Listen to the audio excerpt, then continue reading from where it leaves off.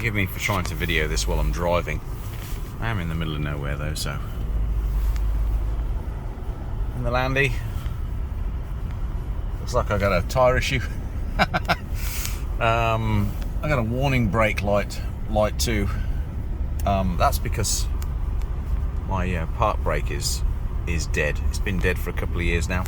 I was hoping the brake light warning would wear out, but it's something that Land Rovers are very good at. It's making sure their warning lights never wear out, unlike some of their other pieces of equipment.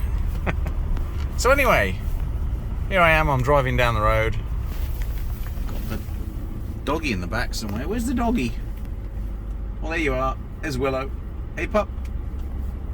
Book girl. So anyway, here I am driving down the Pine Barrens. And the topic of discussion today is T-Mobile.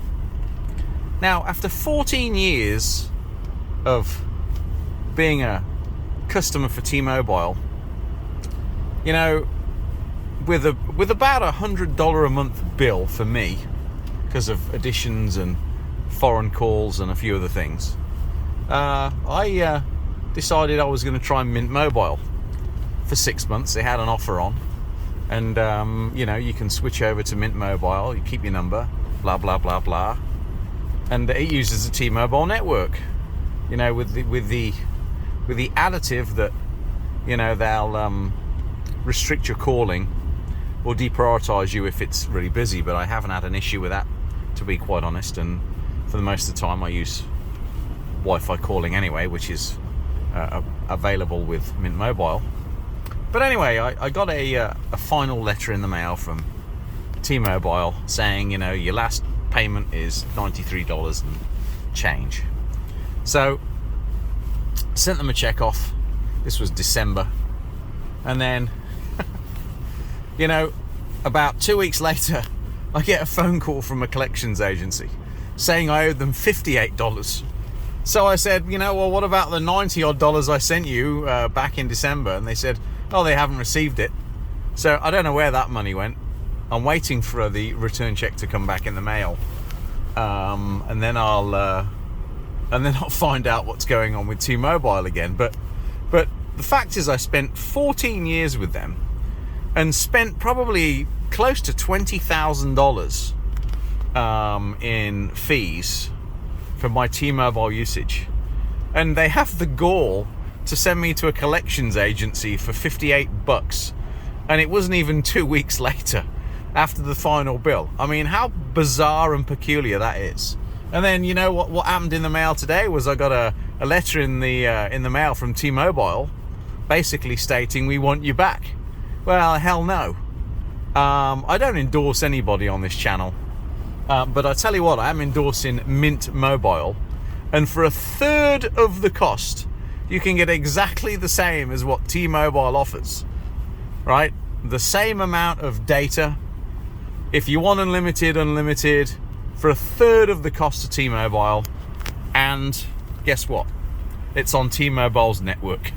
So do yourselves a favor and switch to Mint Mobile, because honestly, the way T-Mobile treated me after 14 years, it's a disgrace. It really is. I was not very happy with them at all, and the gall for them to send me a letter saying, we want you back. Yeah, we called the collections agency on you. We want you back. No, that's not happening. So I'm proud to say that I've left T-Mobile. And you know, the other thing that came out in the news today or a couple of other days ago, I forget, was the fact that now they're requiring their employees to all be mandated the vaccine. So the dreaded coof, you've got to get your coof shots, regardless of your your health, regardless of your age, regardless of your position on the vaccines, you know, and regardless of your rights as an individual to choose on whether you want that in your body or not. Some people have never had the flu vaccine. I've never had the flu. You know, isn't it funny that in 2020 the flu vanished? I kid you not, the flu vanished. It disappeared. Well, you know, what did that kind of coincide with? coincided with nobody having a flu jab.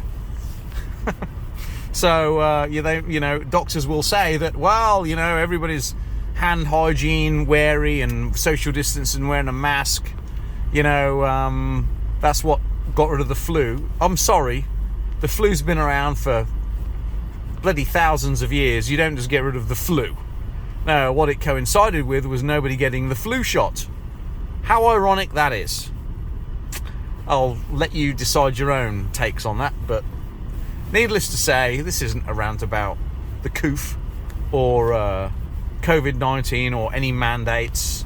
You have a right to choose what you want to do. It shouldn't be mandated by any government or agency. It is your body and your choice. It's as simple as that. Whether you want a shot or whether you don't want the shot, you choose. It is your life. Okay? But anyway, let's get back to Mint Mobile. So now I've had Mint Mobile about 6 months. Actually, I lie. I've had Mint Mobile about 3 months. What are we? Coming up to February? Yeah, so 3 months. And I've been very happy with it. I was kind of, maybe, I wouldn't say concerned, but I would say I was apprehensive about the service and the coverage. And quite frankly, it's actually been quite impressive. I've not had any dropped calls.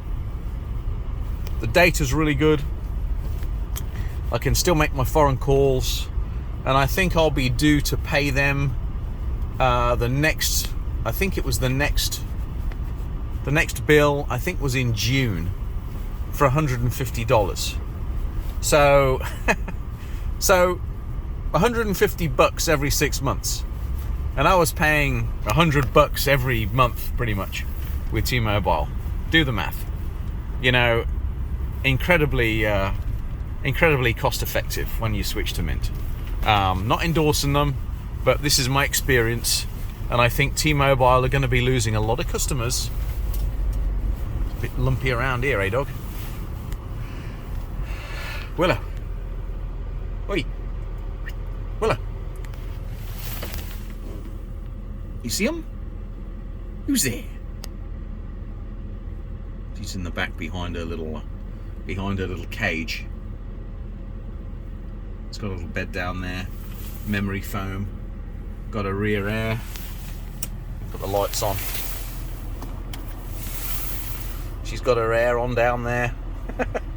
I'm in snow mode, snow, wet grass and slippery stuff. So, yeah. So that's my outtake on T-Mobile. I think, honestly,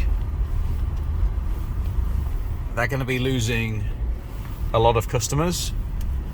Their customer service, I don't think, is up to the standard it used to be. And it all seemed to kind of go downhill after they bought Sprint out. I don't know what happened there, but I think things went just a bit pear-shaped for them. But like I said, I decided to give Mint a go. Kept my number. My plan is $150, and it was for 6 months. They gave me an extra 3 months, I think, for free. So you basically, it's like pay-as-you-go, only you buy it a block ahead, and you can save a fortune in the long run. So I wish I'd have actually switched over sooner. Right now I'm on 4 bars, and I'm in the middle of Warden State Forest here, driving down a trail. So I've got no issues with coverage. I've not suffered any dropped calls, and for the most part, I'm on Wi-Fi calling anyway. But I haven't been deprioritized as far as I know. Now, if I'm in a really busy area, say at an airport, and everybody's piling on the network, maybe I would be slowed down a little bit. But the reality is it's not occurred yet.